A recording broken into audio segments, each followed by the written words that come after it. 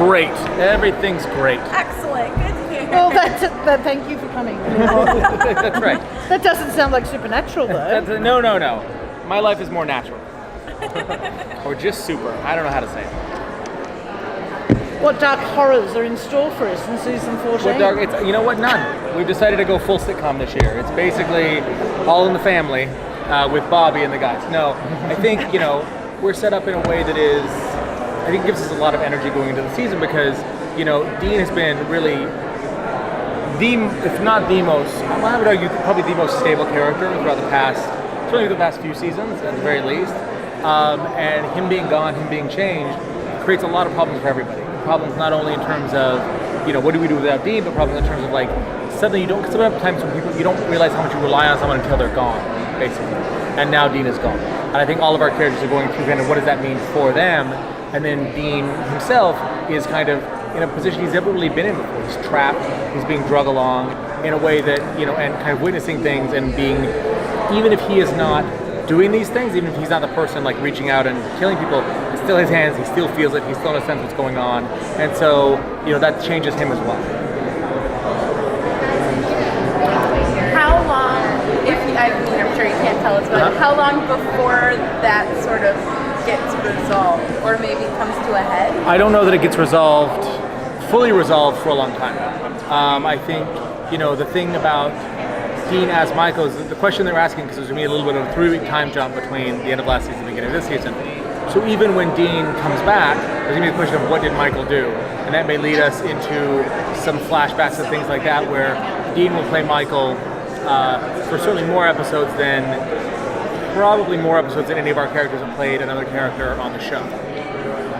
Are we ever going to see moments where Dean's personality, Dean's soul comes into conflict with the Michael personality, whether it be on an astral plane type thing or him coming out and having just that second, no Michael? Look, Dean's fighting for that, and he spends a lot of time fighting for that. Fighting against Michael's a hard thing, and I'm not sure that's a fight he wins. Can you tease any new characters or returning characters or monsters that we're going to see this season? Sure. I mean, I think, we're living in a world where, Bobby's come back for us, obviously. Mary's come back for us. Charlie's come back for us. Although, again, the Bobby and the Charlie we're seeing here are not the Bobby and Charlie. They look the same. They're played by the same actors. They have some of the same history. They've gone through very different experiences. And I think after last season where you got kind of the hood got pulled off, and oh my God, it's Charlie, that's great. We didn't really get to know her as a character. This season we get to know her as a character. And her story is very different than the Charlie we're used to. Jodie Mills will be back for us. Some of the Wayward cast will be back for us. And then as the season kind of Rowena will be back for us. And as the season progresses, it's kind of who's available and who can come back and do things. But again, in a shortened season, there's probably less opportunity for cameos than previous seasons. Can you share when they start to arrive or what episodes they may start to arrive in? Sure. I mean, we'll see Jodie, for example, in episode 3. And I think we'll start seeing Rowena comes a little bit later in our story around episode 7. And everyone else will kind of be sprinkled in as they go forward. And then obviously Mary and Bobby, as a core group, this new kind of group of hunters, they're there for multiple episodes in the beginning of the season. So whereas this past season there was an episode 90% of it dedicated to Wayward Sisters, are we going to see an episode like that with maybe the alternate universe hunters, maybe another one for the Wayward Sisters, or episodes dedicated to that? I don't think we'd have anything that takes the focus of our guys quite that much. I mean, that was done for a very specific reason.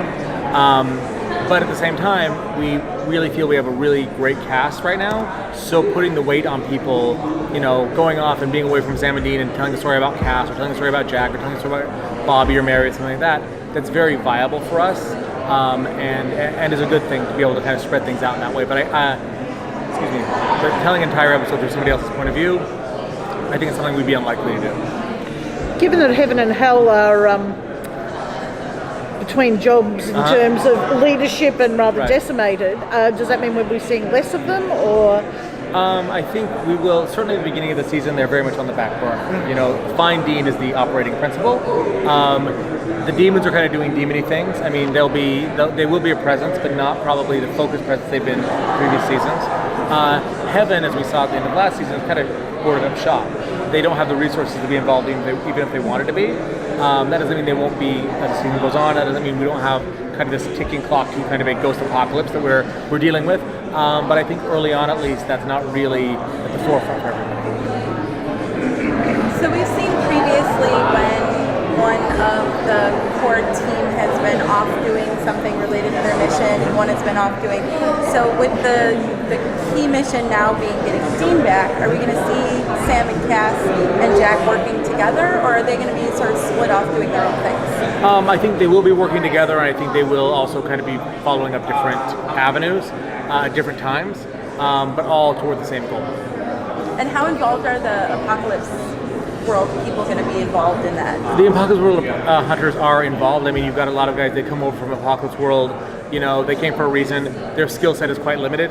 You know, they're not going to work at like Abercrombie and Fitch. You know what I mean? When you've been through Apocalypse, you have a certain set of skills that kind of very much apply to the hunter lifestyle. And so they will kind of continue that. And we'll meet, you know, Maggie, who's a character we met at the end of last season. We'll meet her a little bit more, and a few other people as well. But no, they're very much, you know, they've kind of been militarized. They've become, you know, the joke is they're flannel PD and kind of Sam's in charge at the beginning of the season. Thanks very much, guys. All right, thank you, everybody. Thank you very much.